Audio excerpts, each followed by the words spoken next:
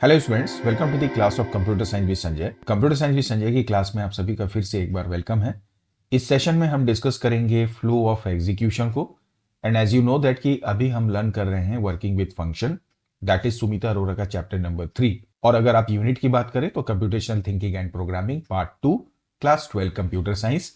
इस flow of execution में इसके पहले हमने ऑलरेडी फंक्शन क्या होता है, फंक्शन कैसे डिफाइन करते हैं, फंक्शन को कॉल कैसे करते हैं, उससे रिलेटेड जो गाइडलाइंस हैं उन सबको हमने अंडरस्टैंड किया विथ एग्जाम्पल। अगर आपने उसे नहीं देखा है तो थोड़ा सा इसको बैक करें और उसे देखें। अदरवाइज डेडिकेटेड वीडियो देखने के लिए वीडियो के डिस्क्रिप्शन में जाएं, वहां पर आपको उसका लिंक मिल जाएगा। फ्लो ऑफ एग्जीक्यूशन में हम समझेंगे क्या होता है flow of execution, that is understanding इसकी गाइडलाइंस जो कि बहुत इंपॉर्टेंट है, प्लस एक दो एग्जाम्पल जिससे कि हमको पूरी तरह से ये मालूम हो जाए कि कैसे एग्जीक्यूट होता है या फ्लो जब आप फंक्शन इस्तेमाल करते हैं किसी पाइथन में with the top level statement तो उसका फ्लो कैसा होता है। आइए एक एक करके इन सबको डिस्कस करते हैं। So now we are learning flow of execution. तो सबसे पहले तो हम ये समझते हैं कि what do you mean by flow of execution. तो इसका मतलब सीधे सीधे ये रहता है कि it refers to the order in which all the statements you write for a program are executed during program run. जैसे एग्जाम्पल के लिए मैं यहां पर बताऊं, अब आप इस प्रोग्राम को देखिए, एक simple addition of two number का प्रोग्राम है। जब आप इस प्रोग्राम को एग्जीक्यूट करेंगे तो ऑटोमेटिकली आपको यह पता चल गया कि प्रोग्राम एग्जीक्यूट होगा यहां से, तो ये पहला स्टेटमेंट होगा जो एग्जीक्यूट होगा, फिर ये दूसरा होगा, फिर ये तीसरा होगा, फिर ये नेक्स्ट यहां जाएगा, फिर ये नेक्स्ट लास्ट में प्रिंट एंड ऑफ प्रोग्राम को कर देगा। तो ये पूरा प्रोग्राम जो है ये कैसे एग्जीक्यूट हो रहा है, आपके एक सीक्वेंस में। आई होप आपको ये बात समझ में आ रही है, हमने पहले भी इसको देखा है। तो जब आप फ्लो ऑफ कंट्रोल पढ़ते हैं, क्या पढ़ते हैं? Flow of control. हमने पहले भी इसको डिस्कस किया है।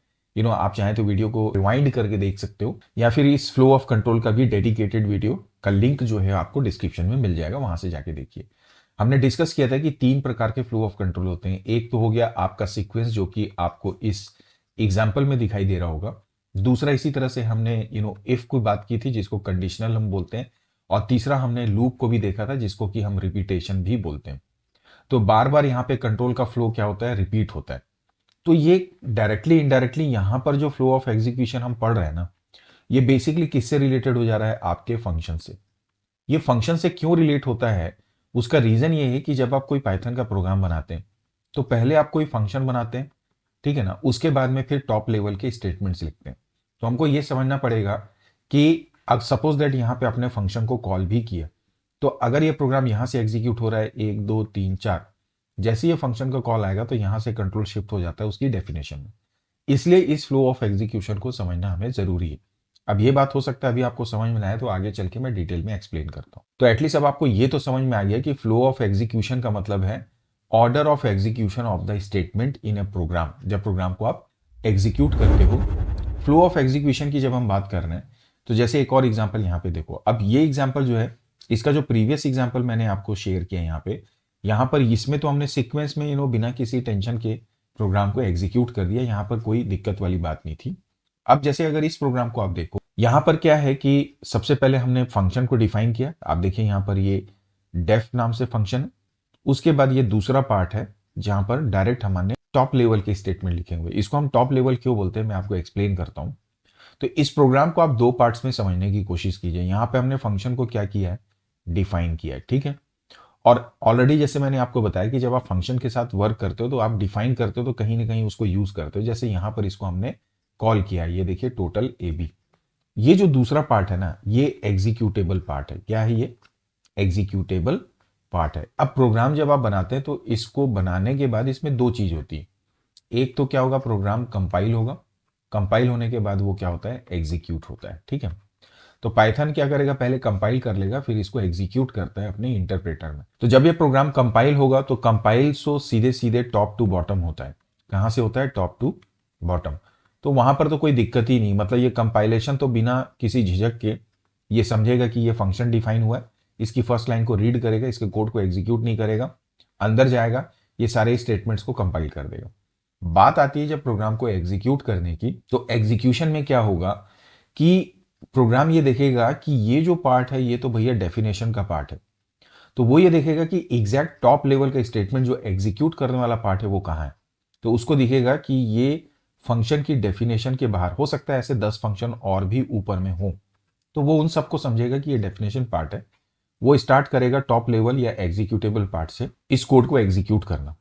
अच्छा, अगर आप दूसरी प्रोग्रामिंग लैंग्वेज की बात करो, जैसे आप C++ करोगे, तो वहां पर अगर आप कोई फंक्शन को डिफाइन कर देते हो, फंक्शन डिफाइन करने के बाद हम क्या लेते हैं, मेन फंक्शन लेते हैं। तो वहां पर कोई सोचने वाली बात ही नहीं है कि प्रोग्राम कहां से एग्जीक्यूट होता है, सबको पता रहता है कि पहले मेन एग्जीक्यूट होता है। पाइथन में ये जो टॉप लेवल स्टेटमेंट मैं बार बार बोल रहा हूं ना, तो ये इनडायरेक्टली हिडन होता है एक नाम से, जिसको हम लोग बोलते हैं मेन का ब्लॉक। ये मेन का ब्लॉक में एक्चुअली 2 अंडरस्कोर होता है, फिर हम उसको ऐसे लिखते हैं। तो ये जो है ना, ये जो टॉप लेवल स्टेटमेंट मैं बोल रहा हूँ, यही एक्चुअली पाइथन का मेन है। आप इसको मेन ब्लॉक बोलेंगे, इसका नाम मेन ब्लॉक होता है, या इसको मेन स्टेटमेंट बोलते हैं। तो जब प्रोग्राम एग्जीक्यूट होगा तो पहले इसको एग्जीक्यूट करेगा, मतलब लाइन नंबर 1 को, फिर सेकेंड को एग्जीक्यूट करेगा, फिर जैसे ही ये थर्ड में आएगा, तो यहां से प्रोग्राम का कंट्रोल कहां शिफ्ट हो जाएगा, आपके इसकी डेफिनेशन में। मतलब मैंने ये एरो यहां बना दिया, it should actually come to this point. तो फिर इसके अंदर जाएगा और ये स्टेटमेंट एग्जीक्यूट करेगा, फिर ये स्टेटमेंट एग्जीक्यूट करेगा। अब चूंकि ये रिटर्न कर रहा है, तो वापस यहां से कंट्रोल इसी लाइन में आएगा, मैं आगे चल के बताऊंगा और इसका प्रॉपर। और उसके बाद में फिर ये 4th नंबर हो गया, 5 नंबर हो गया, 6 नंबर हो गया। 4th इसलिए क्योंकि ये वैल्यू यहाँ पर जो रिटर्न किया टोटल फंक्शन, उसको ये रिजल्ट में स्टोर किया। सो आई होप अब आपको थोड़ी सी क्लैरिटी मिल रही होगी कि किस तरह से फ्लो हो रहा है। अब बात आती है कि जब आप फ्लो ऑफ एग्जीक्यूशन को समझ लेते हैं, तो समझाने के बाद में अब हम इसकी गाइडलाइंस को देखते हैं।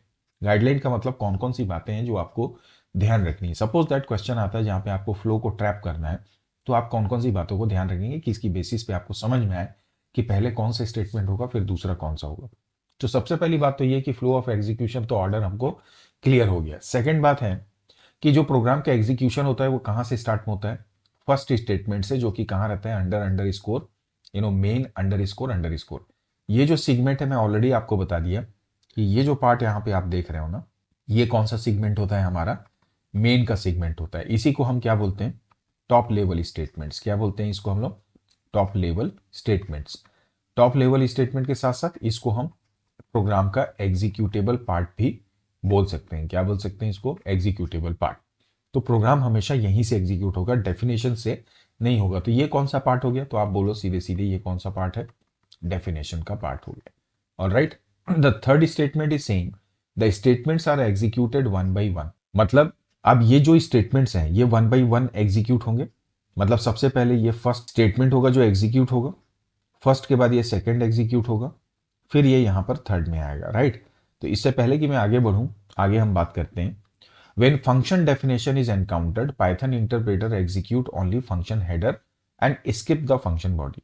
जब प्रोग्राम को ये इसने एग्जीक्यूशन स्टार्ट किया, तो जब ये डेफिनेशन को प्राप्त करता है, तो ये जो लाइन आपने लिखी हुई है इसको हम क्या बोलते हैं, फंक्शन का हेडर। क्या बोलते हैं इसको हम, फंक्शन का हेडर बोलते हैं इसको, पहली लाइन को। तो प्रोग्राम जब स्टार्ट करता है, जब डेफिनेशन मिलती है, तो वो इस पार्ट को क्या कर देता है, रीड करके छोड़ देगा। और इसकी बॉडी, बॉडी का मतलब ये जो अंदर के स्टेटमेंट्स आप देख रहे हो, ये क्या हो गया, हमारे फंक्शन की बॉडी हो गई। क्या हो गया, ये फंक्शन की बॉडी। और तो इसको ये स्किप कर देता है। इसके बाद अगली बात हो रही कि स्टेटमेंट जो फंक्शन बॉडी के अंदर है वो तब तक एग्जीक्यूट नहीं होंगे जब तक फंक्शन को कॉल ना किया जाए। मतलब ये डेफिनेशन है, ये जो बॉडी है यहाँ पर, ये जो स्टेटमेंट्स आप देख रहे हो, ये कब कॉल होंगे, आई मीन कब एग्जीक्यूट होंगे, जब इनको यहाँ पे टॉप लेवल में कॉल किया जाएगा। जैसे ये थर्ड स्टेटमेंट में जब हम पहुंचे, तो ये जो फंक्शन है ये कॉल होगा। जैसे ये कॉल होगा, सो यहां से कंट्रोल कहां शिफ्ट हो जाएगा, अब थर्ड से सीधे ये पहुंचेगा 4th नंबर। तो ये पहुंचा 4th में, चूंकि ऑलरेडी यहां से कॉल हो चुका है, तो ये होगा 5th नंबर का एग्जीक्यूशन, फिर ये होगा 6th नंबर का। अब 6th में क्या हो रहा है, यहाँ पे वैल्यू रिटर्न हो रही है। तो रिटर्न हो रही है, तो वापस यहां से कंट्रोल कहां आ जाएगा, आपके इस थर्ड नंबर पे। मतलब यहां पर ये 6 हो गया, फिर इसके बाद ये आगे बढ़ेगा 7 में, फिर आगे बढ़ेगा 8 में। आई होप आपको ये कॉन्सेप्ट समझ में आया। तो अगली जो गाइडलाइन है उसमें ये क्या बोल रहा है कि अगर मान लो आपके फंक्शन जो है उसके अंदर इनर फंक्शन होते हैं, तो वो तब तक एग्जीक्यूट नहीं होंगे जब तक कि आप आउटर फंक्शन को कॉल नहीं करते। लेट सपोज अगर आपने यहां पर एक फंक्शन डिफाइन किया, डिफाइन func1, ठीक है, ये डिफाइन किया, फिर यहां पर एक दूसरा फंक्शन है डिफाइन फंक्शन नंबर 2। ऑलराइट, अब यहां पर आपने प्रिंट किया हेलो। अब इसके बाद में ये जो फंक्शन नंबर 2 है मान लीजिए इसको आपने इसके अंदर यहाँ पे फंक्शन 1 में कॉल किया, यहाँ पे है फंक्शन नंबर 2, ये कौन से नंबर का फंक्शन है, फंक्शन 2। तो अब ये फंक्शन 2 इनर फंक्शन हो गया इसका। तो जब आप फंक्शन 1 को कॉल करोगे तभी ये क्या होगा, अंदर के इस फंक्शन नंबर 2 को क्या करता है, एग्जीक्यूट करता है। तो ये हुआ इनर फंक्शन। और जब फंक्शन का कॉल होता है, जब वो एनकाउंटर किया जाता है, तो जो कंट्रोल होता है वो कहां से कहां जंप होता है। मैंने आपको ऑलरेडी बताया कि पहला स्टेटमेंट ये था, दूसरा ये था। जैसे ये आया यहां से, तो यहां से कंट्रोल कहां जंप हो गया, इसके फंक्शन हेडर में। तो ये हो गया थर्ड नंबर का स्टेटमेंट जो एग्जीक्यूट हुआ। फिर उसके बाद ये उसके अंदर जाके फोर्थ नंबर, 5 नंबर। अब 5 नंबर एग्जीक्यूशन के बाद में भी दो बातें आपको ध्यान रखनी है।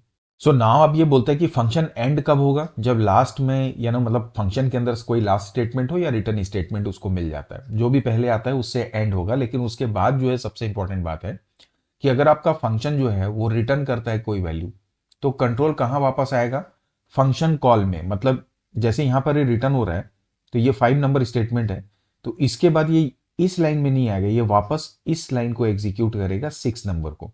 तो यहां मतलब ये हुआ कि ये पहले क्या था, हालांकि मैंने ये थोड़ा सीक्वेंस गलत कर दिया है, मैं आपको इसको करेक्ट करके दिखा देता हूं। मुझे एक बार फिर से इसको इरेज करना पड़ेगा, क्योंकि थर्ड नंबर एक्चुअली क्या होता है, पहले ये पहला स्टेटमेंट एग्जीक्यूट हुआ, फिर ये दूसरा हुआ, थर्ड नंबर ये टोटल कॉल हुआ, तो ये थर्ड नंबर हुआ। इसके बाद ये कंट्रोल यहाँ पे गया फोर्थ नंबर, फिर ये 5 नंबर, फिर ये 6 नंबर।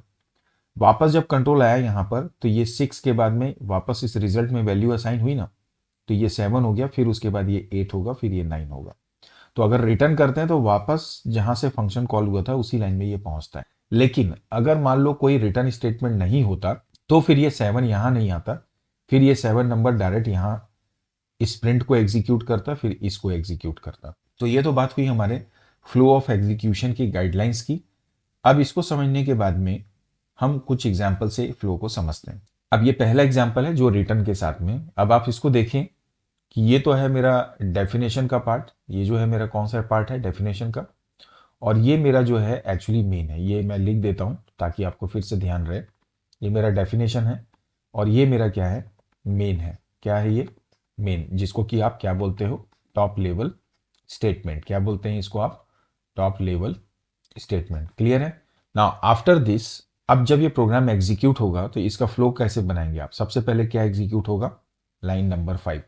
तो इसका फ्लो होगा सबसे पहले 5 के बाद 6 नंबर एग्जीक्यूट होगा, तो यहां पर 6 लिया, मतलब 5 और 6 हो गया। जैसे ये 7 नंबर को एग्जीक्यूट करेगा, यहां पर ये इंक्रीमेंट है, तो ये कॉल करेगा किसको, अपने डेफिनेशन को। मतलब कंट्रोल शिफ्ट होगा 1 नंबर पे, तो 7 के बाद क्या आ गया, 1 के बाद में वापस देखिए ये इसकी बॉडी को एग्जीक्यूट करेगा, तो 2 को, 3 को और 4 को क्या करेगा, एग्जीक्यूट करेगा। 1 2 देन 3 देन 4 को।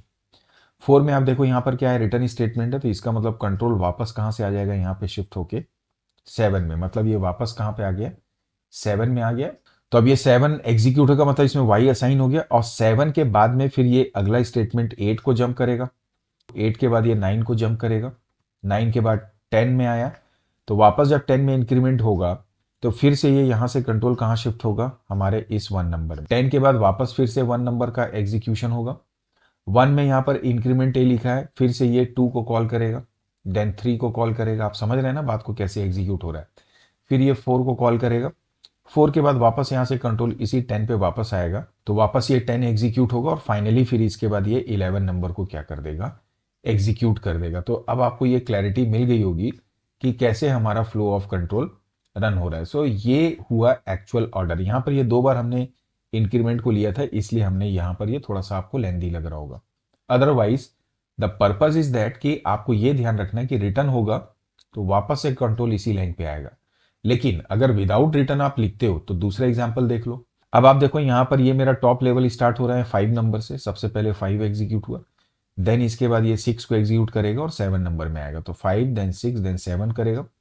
इंक्रीमेंट है, अपनी डेफिनेशन को कॉल करेगा, हेडर 1 को, तो ये 1 2 3 एंड 4 को एग्जीक्यूट करेगा। तो दिस शुड बी 1 2 3 एंड 4। अब 4 में देखो ये प्रिंट स्टेटमेंट है, इसका मतलब यहाँ रिटर्न कुछ नहीं हो रहा, तो सीधे यहाँ से मूव करेगा कहाँ पर, 8 नंबर में, तो एग्जीक्यूट होके ये 8 आएगा।